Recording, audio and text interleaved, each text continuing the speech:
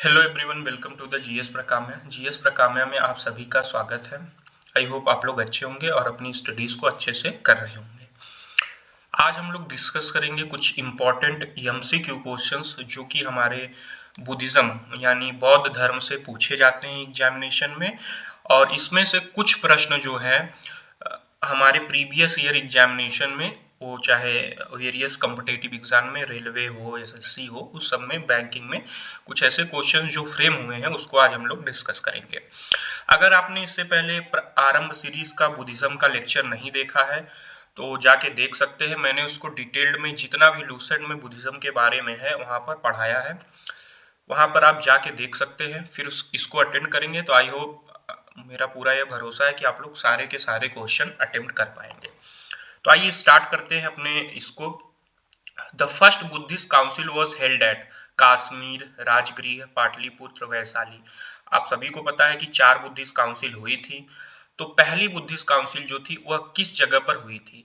तो आपको बता दें कि पहली बुद्धिस्ट काउंसिल राजगृह में हुई थी, जो कि मगध जनपद की कैपिटल थी। बाद में उसके बाद पाटलिपुत्र हो जाती है, नाम चेंज होता है और जगह भी बदलती है। लेकिन यह जो फर्स्ट बुद्धिस्ट काउंसिल थी वह अजात शत्रु, जो हर्णक के साम्राज्य का राजा था, बिंबिसार का लड़का था, उसके समय में हुई थी, जिसकी कैपिटल क्या थी? राजगृह। और राजगृह में ही पहली बुद्धिस्ट काउंसिल हुई थी। फिर उसके बाद सेकेंड बुद्धिस्ट काउंसिल काल अशोक के समय में हुई थी, जो कि पाटलिपुत्र में हुई थी।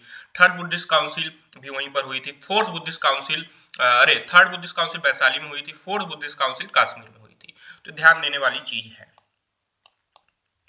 In the eightfold noble paths given by Buddha, which of the following is the basis of right of knowledge? कह रहा है कि जो भगवान, आपको सभी को पता है कि 8 फोल्ड पाथ, 8 राइट कंडक्ट के बारे में भगवान बुद्ध ने बताया है। तो कह रहा है क्या कि कौन सा बेसिस ऑफ राइट नॉलेज है? इन चारों में से आपको 4 ऑप्शन दिए हैं। कह रहा है कि by which path you can attain the right knowledge, right speech, right action and right living, right thought and right concentration, या right faith and right resolve. I think option 4 will be the right, because when you have a right faith and right resolve, you can attain a right knowledge. And question number 3, which of the following mandate will be supported by teacher with learnings in Buddhist philosophy? कह रहा है कि अगर आप एक teacher हैं और इसमें से एक बुद्धिस्ट फिलॉसफी दी गई हुई है, इसमें से कौन सा मैंडेट जो है बुद्धिस्ट फिलॉसफी का एक टीचर द्वारा अगर वो पढ़ा रहा है तो उसको जो है उसके द्वारा सपोर्ट किया जाएगा। Teacher is a greater than God, so follow him.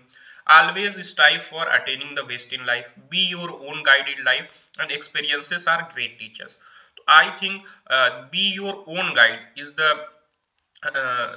that is the mandate in Buddhist philosophy that should be supported by the teachers. Because look, teachers can guide you. Teachers can guide in your life up to certain point of time, but after that in your life you have to take a decision. आपको ही अपने जीवन में आपको ही अपना निर्णय अपने आप से लेना पड़ता है। टीचर्स वगैरह गाइड करते हैं, तो इसीलिए कहा गया है कि अपना गाइड आपको एक समय के बाद खुद बनना पड़ता है। फिर यहाँ पर कुछ कॉम्बिनेशन ऑफ कॉन्सेप्ट है जो कि रिप्रेजेंट करते हैं बुद्धिज्म को, जैसे अनेकांतवाद हुआ, वैभशिक हुआ, पाबाजी हुआ, संस्कार हुआ, शौतरंत्रिक हुआ, या शैदवाद। तो इसमें से हमको बताना है कि कौन सा बुद्धिज्म को सपोर्ट करते हैं, कौन सी फिलॉसफीज बुद्धिज्म यानी बौद्ध धर्म में है। First, second, third and fifth. First, second, third and fourth. Third आपकी है first, second, fourth and six. Second, third, fourth and fifth. तो आपको बताना है कि कौन सा जो है राइट वन है। तो ये जो है राइट वन है। देखो, अनेकवाद का सिद्धांत जो है वो जैनिज्म में है, वैभिषिक बुद्धिज्म में है। फिर जो थर्ड है पाबाजा, ये भी है। संस्कार की बात भी कही गई है। फिर अगर आप बात करें तो शैदवाद भी आपका चला जाता है जैनिज्म में, लेकिन सौतांत्रिक मतलब मैजिकल जो विद्या होती थी वो भी बुद्धिज्म के कुछ जो मानने वाले थे उन्होंने प्रोपोगेट किया था। फिर अगला क्वेश्चन है question number 5, to which religion is the Tripitaka scripture related? Tripitaka आपको पता है कि क्या होती थी? Basket of knowledge. तो जो basically compilation of Buddhism's philosophy and Buddhism teachings in a books were known as the Tripitakas, and this is closely related to Buddhism or it is only related to Buddhism. फिर अगला question है question number 6, it is what saying, कह रहा है which of the following features explains the concept of dependent origination in Buddhist philosophy. कह रहा है कि कौन सा कॉन्सेप्ट है बुद्धिज्म में जो रिप्रेजेंट करता है आपके बुद्धिस्ट फिलॉसफी में डिपेंडेंट ओरिजिनेशन का। Everything is this world is conditional and relative. From the ultimate standpoint, there is no difference between samsara and nirvana. All appearances have real origination. Appearances are not devoid of the ultimate reality. All appearance dharmas being relative have no real origination. तो आपको बताना है कि कौन सा जो concept है Buddhism में वो क्लियरली रिप्रेजेंट करता है या क्लियरली एक्सप्लेन करता है डिपेंडेंट ओरिजिनेशन का। तो आपको फिर उसके बाद पेयर में ऑप्शन दिया है, आपको करेक्ट कोड का पेयर सेलेक्ट करना है। तो देखो हमको जो लग रहा है वो यही होगा 3A B and E and this should be the right answer कि everything was is conditional and relative. जो भी इस पृथ्वी पे है it is in certain condition and it is related to one another. फिर उसके बाद क्या कह रहा है कि जो अल्टीमेट स्टैंड पॉइंट है वहां पर अगर जब आप अपने जीवन की अधिकतम ऊंचाई पे खड़े हो जाएंगे तो जीवन मरण का जो फर्क होता है संसार और निर्वाणा का वह खत्म हो जाता है। फिर वही कह रहा है कि जितने भी अपीयरेंसेस हैं धर्म के वह रियल ओरिजिनेशन के नहीं है, हैव नो रियल ओरिजिनेशन। तो third one A B and E should be the right answer of this question number 6। And the next is who among the following propounded the philosophy of Ashtangik Marg, 8 fold path की philosophy किसने दी थी? शंकराचार्य ने दी थी, महावीर स्वामी ने दी थी, रामानुज ने दी थी, तो गौतम बुद्ध ने दी थी।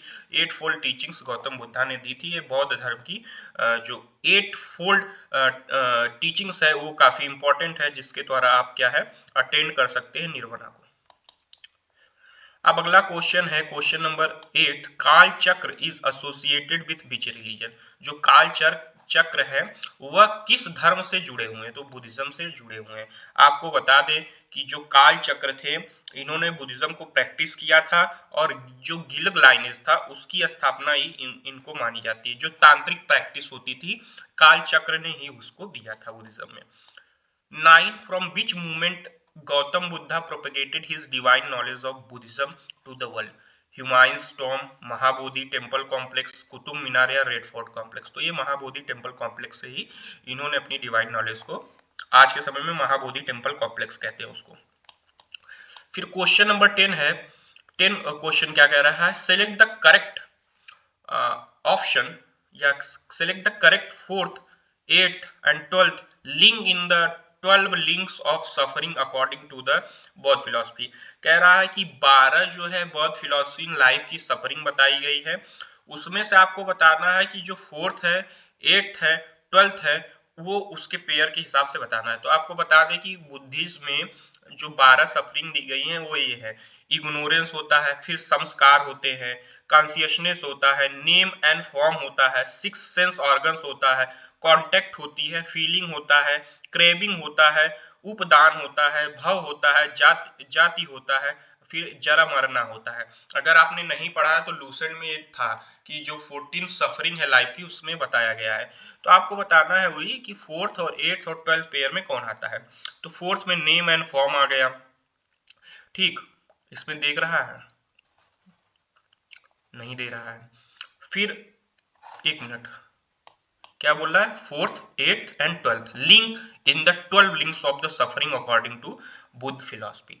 तो आपको बताना है कि इसमें से जो है वो कौन सा है। तो ये देखो, माइंड बॉडी ऑर्गेनिज्म, ऑर्गेनिज्म मतलब जो बॉडी होती है, फिर क्रैबिंग हो गया, 8th वन, 12th हो गया सफरिंग। ये जो है रिलेटेड है आपके बुद्धिज्म के 12 जो है सफरिंग से। अब अगला क्वेश्चन है, कह रहा है कि जो last 5 paths to liberation Buddha के फिलॉसफी के अकॉर्डिंग है उसको बताइए।